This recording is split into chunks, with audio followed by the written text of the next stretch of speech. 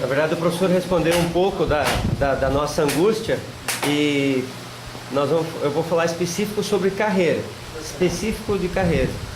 Nós, nesse último chamamento dos técnicos, de carreira dos técnicos, foram chamados 12 para Sinop, 2 assumiram. 2 assumiram, mas já avisaram, estamos na lista de outro concurso. Então, estão na carreira temporariamente, dos 12, 2. Quer dizer, nem 20% assumiu.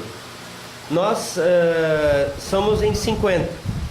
Sinop, eu estou arredondando, porque se não me engano estamos em 47 hoje, mas vou fazer uma conta redonda para ficar mais fácil o raciocínio, o cálculo e a reflexão. Desses 50, nós temos 20 que já são mais antigos, que de repente já se acomodaram ou também não estudaram no tempo correto ou hoje estão preocupados com a aposentadoria, porque hoje em qualquer outro concurso você se aposenta com o teto. E esse concurso antigo se aposenta integral, então preferem ficar na carreira, mas não estão assim satisfeitos com a carreira. Então desses 50, 20, estou falando especificamente de Sinop, fiz o levantamento pontual. Desses 50, 20 permanecem por esses quesitos. Ou porque estão há bastante tempo, por preocupado com a aposentadoria ou algo parecido. Família, isso. 20 estão estudando para outro concurso. Ou estão esperando para serem chamados em outro. 20. A maioria desses 20 são jovens aí, que assumiram agora, entraram no último concurso, estavam na lista, ainda não foram chamados para outro, então estão lá. Os outros 10, 3 já passaram para o concurso docente, estão esperando, estão classificados, então provavelmente iremos perdê-los. Um já foi para Alto Araguaia, que é o caso do Miguel, jornalista. E os outros querem ser docentes da UNEMAT. Por quê? Porque eles entendem assim, o docente é chamado de professor, pode ser a palavra que o Adevaldo utilizou, né?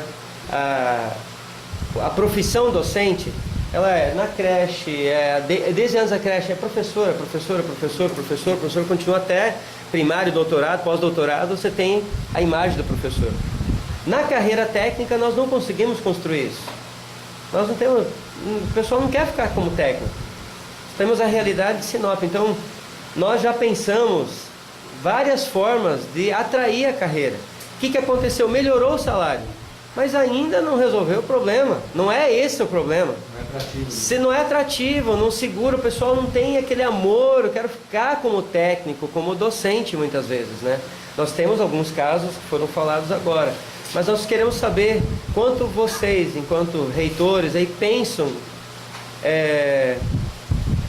nessa linha de reflexão. O que dá para fazer? Por exemplo, tem alguns estudos que já demonstram que as universidades, Unesp, Unicamp, vamos pegar as estaduais de parâmetro, ou até Mato Grosso do Sul implementou agora, fizeram carreira única. Lógico, docente, tem lá, DE, tem um salário maior, tem a diferença, né? Não estamos discutindo isso. Porque quando o cara está em regime de dedicação exclusiva, ele não pode assumir outro compromisso fora, que muitas vezes o técnico de 40 horas ou 30 horas pode, né? Então ele pode ter mais do que um vínculo, até professor pode ter, mas não em dedicação exclusiva, né? Então eles conseguiram amenizar isso com carreira única, que talvez seria a saída, porque daí quando se briga pela carreira dos trabalhadores da educação superior, é uma briga só, não há essa guerra aí deflagrada muitas vezes, né? Então, é essa opinião que nós queremos saber sobre o que vocês têm de proposta para segurar o técnico e valorizar enquanto carreira de técnico, para nós termos dentro da universidade, olha, eu quero ser técnico da UNEMAT. Nós não temos isso. Um pouco penso que isso passa pela questão de salário, né? Quando eu fui técnico também, eu pensava em ser professor. Eu passei a ser técnico e ficar pensando, na hora que aparecer eu vou estudar, quando eu passei o meu professor, eu vou ser professor. Por quê? Porque a carreira do professor, lógico, você tem um salário melhor que a do técnico e tem perspectiva mais a longo prazo, coisa que a de técnico às vezes não possibilita, né? Penso também que a qualificação pode nos levar a termos essa equiparação. Então, eu acredito muito que quando a gente tiver pessoal com uma qualificação melhor, a gente também tem salários melhores e começa a tornar a carreira mais interessante. Você vê hoje, por exemplo, na USP você tem técnicos, o professor praticamente ele quase que não vai no laboratório dar aula. Ele dá aula teórica e a aula prática fica a cargo do técnico. Por quê? Porque essa pessoa também tem uma qualificação boa para poder atuar junto. Mas Jefferson, eu acho que a gente tem que sentar, e isso eu penso que a gente tem que repensar a lei de vocês, né? Mesmo nesse sentido de que você se qualifique e não pode acessar a sua qualificação, mas para mim até parece uma coisa assim, não qualifica não, né? Porque qual é o interesse de uma pessoa se qualificar? Parece que você tem algo assim que diz para você, não, melhor não se qualificar. E penso também que a gente tem que aumentar o quadro de funcionários. Isso é importantíssimo para a gente, né? Para terminar, para terminar o raciocínio, a única questão, assim, o que me preocupa, preocupa a carreira, que tudo isso realmente é válido, é isso que nós queríamos ouvir mesmo, né? Essas mudanças nós teremos que ter.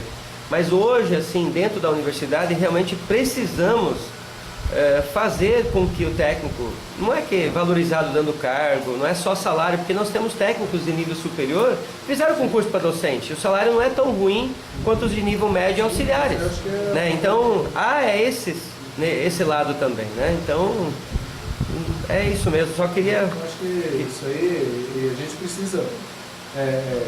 eu penso essa ideia de unificar as carreiras também, a gente pode discutir isso. Isso aí, para mim, o que a gente puder fazer para melhorar, a gente tem que melhorar. Porque o que a gente tem que parar é com essa questão de pega os técnicos, vai negociar salário.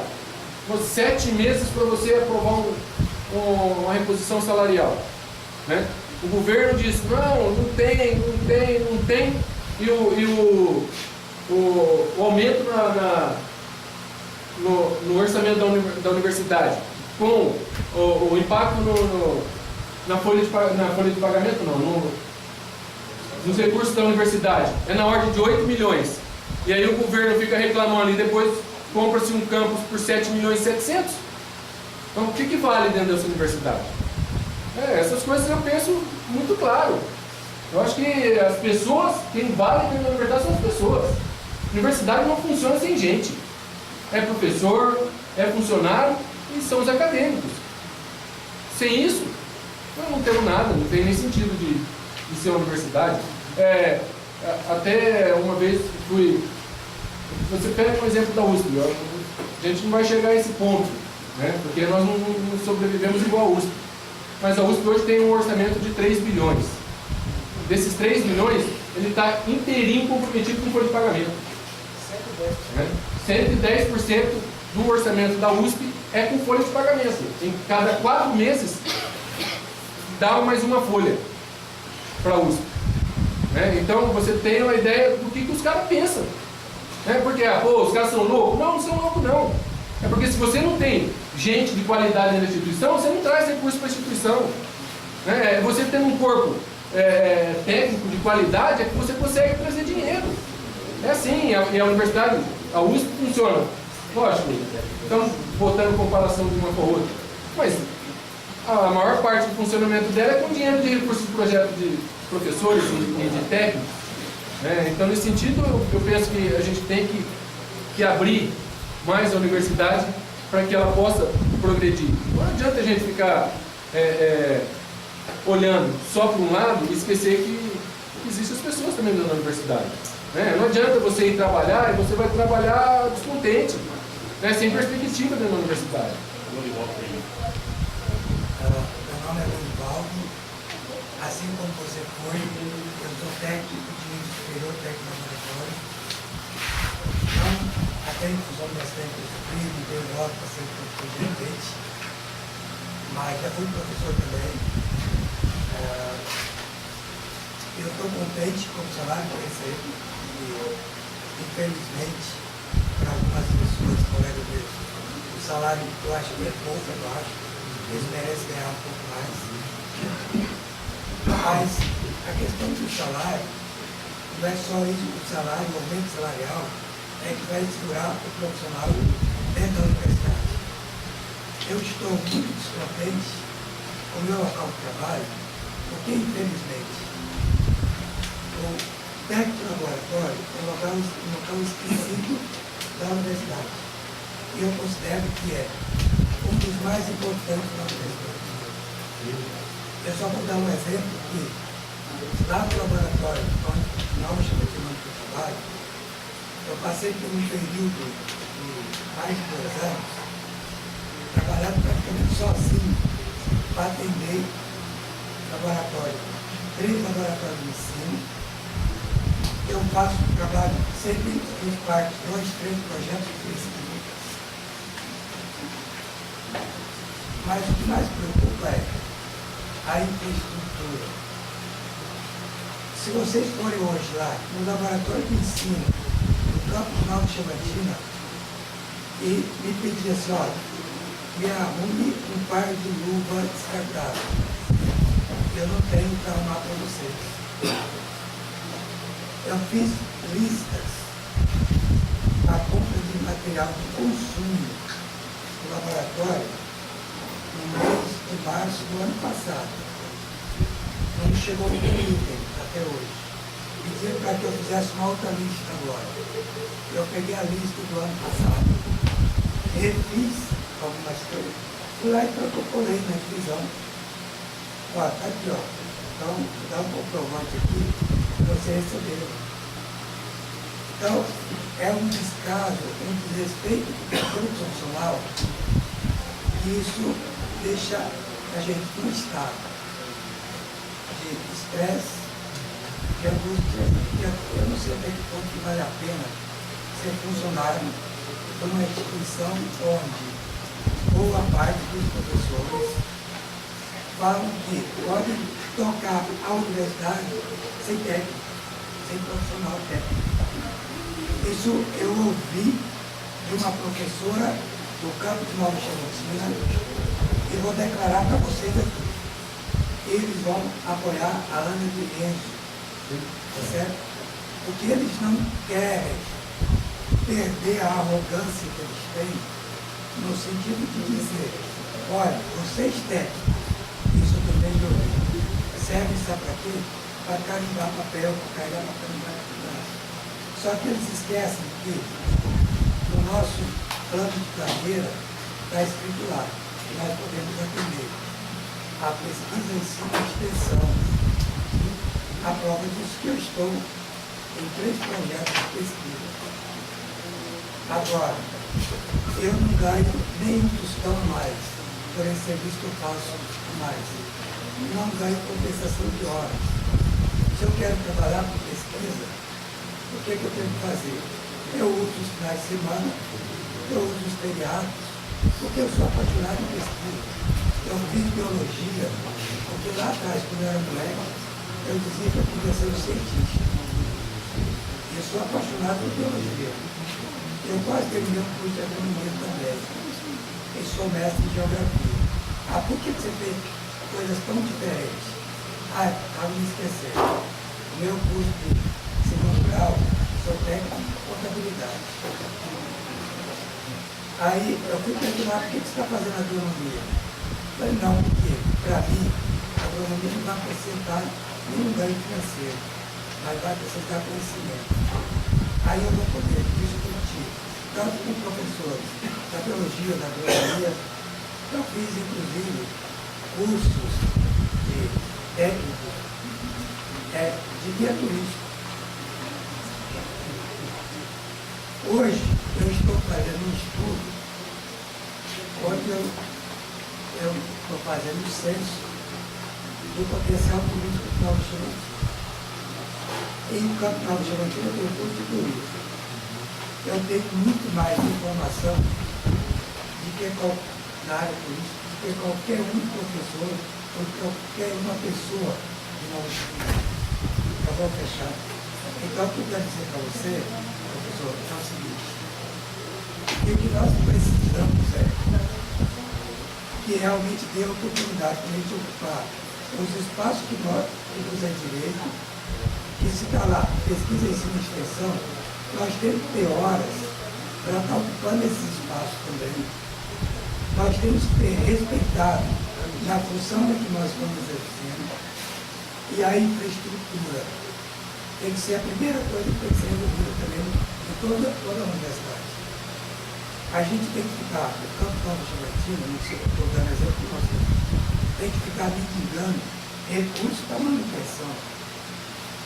Agora, foi discutido lá no Congresso Universitário que participei, onde era para haver critérios de distribuição dos recursos da universidade.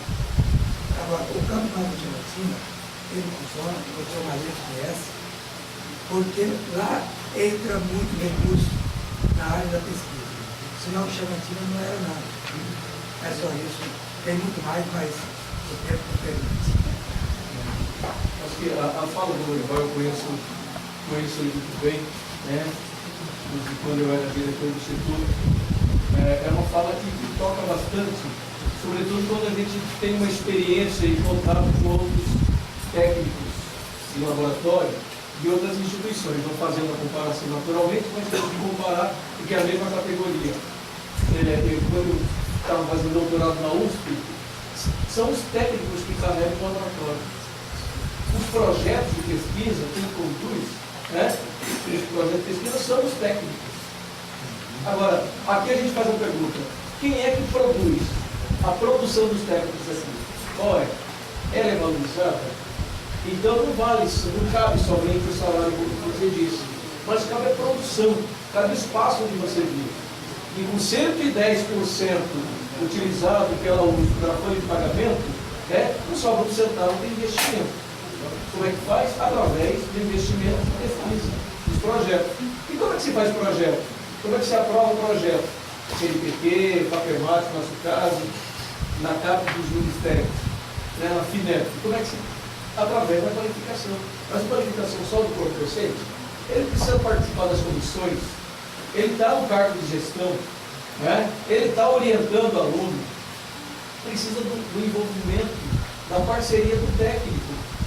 Quando você tem um envolvimento num projeto de pesquisa, você tem grande possibilidade de trazer recursos e comprar seu par de uva.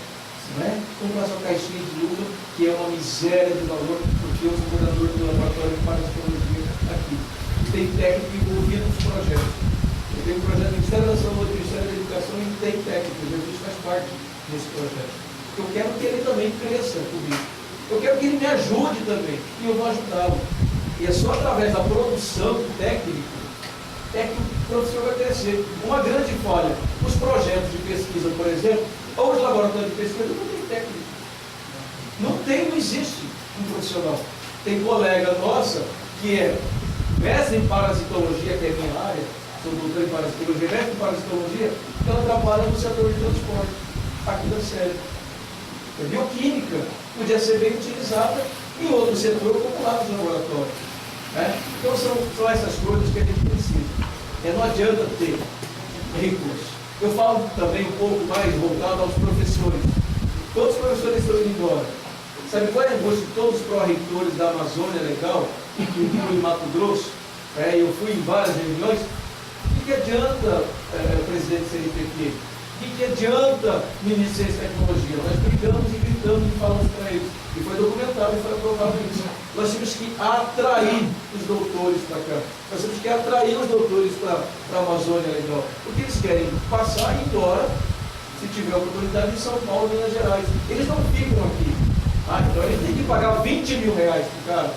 25 mil. Não adianta. Ele ganha 10 mil reais, mas ele vai ter uma estrutura de qualidade, ele vai ter técnico, ele vai ter bolsista, ele vai ter projeto, ele vai ter recurso. É assim que a universidade funciona. Então, quando o professor fala, eu tenho um projeto de pesquisa, olha, gente, vamos falar a verdade. Parabenize o cara, que não é fácil. A universidade, ela vive de projeto de pesquisa, de recurso. Não dá estrutura nenhuma. Não dá estrutura nenhuma. Eu tenho 4 projetos do CNPq, do FAPESP, do Ministério da Saúde e do Ministério da Educação. Somados, todos eles, eu posso falar isso, não tem problema nenhum, são 450 mil reais. São 18 parceiros comigo, parceria com a USP e outras instituições, instituição da Dinamarca, como tem o pessoal lá do Chamontino. Eu quero só para mim? Não quero só para mim. Eu quero que os alunos venham, que os técnicos venham. Mas, professor, não tem um técnico que possa te ajudar. Eu tive que arrastar o Jesus para o Jesus entrar na onda, entrar no trabalho e começar a pensar em pesquisa e não somente lavar lâmina, lamínula, tubo. Não, papel, você sabe o que eu estou falando. Só complementando. Hoje eu ouvi de uma pessoa lá da sede, tem uma resolução, como 2006, 2008, que regulamenta a questão dos laboratórios. E lá está previsto que a coordenação do laboratório pode ser através de um técnico superior ou de um professor. O que eu vi hoje é que estão fazendo uma alteração dessa resolução, onde quem vai poder ser só o coordenador do laboratório, só o professor. Agora, eu não sei o que eles querem. Infelizmente eu não sei, eu falei para o cara, vamos abreviar, a gente só vai hoje, eu já tenho inscrito aqui o Kleber, o motorista da sede, e depois o Adevaldo. Eu vou pedir realmente assim, a gente tem que sintetizar, né? Porque a hora está praticamente, né? Só falar O papo tá bom, mas eu acho que vai quebrar. o Adevaldo falou, eu só queria fazer duas considerações. Primeiro é que nós pensamos em fazer uma distribuição orçamentária muito transparente. Temos indicadores, e isso a gente já tem vários construídos, para que quando for distribuir dinheiro dos campos, tenha muito claro qual é o percentual de recursos que o campo vai receber. Isso, para a gente, eu acho que é imprescindível. Não dá para ficar, e isso tem sido uma prática muito ruim dentro da universidade, quem tem mais força leva mais, quem não tem leva menos, quem consegue conversar mais próximo do reitor leva, quem está apoiando leva, quem não está não leva. Então isso vai ser muito claro. Votou contra, deixou de votar contra, o que fizer, nós vamos ter critérios claros com indicadores para que os campos tenham acesso ao recurso. E outro, que o Malheiro até citou, é a questão da valorização dos técnicos também passa por produção científica, né? Por produzir, por participar em congressos. A gente quer incentivar isso, né? Participação em congressos. Também estabelecemos congressos mais voltados à área administrativa, que vocês possam participar, porque hoje a gente vê, muitas vezes você realiza congresso dentro da universidade só pensando na questão do ensino, né? Ou mais voltado aos docentes, mas a gente também pensa que isso tem que ser valorizado dentro da instituição. Cleber.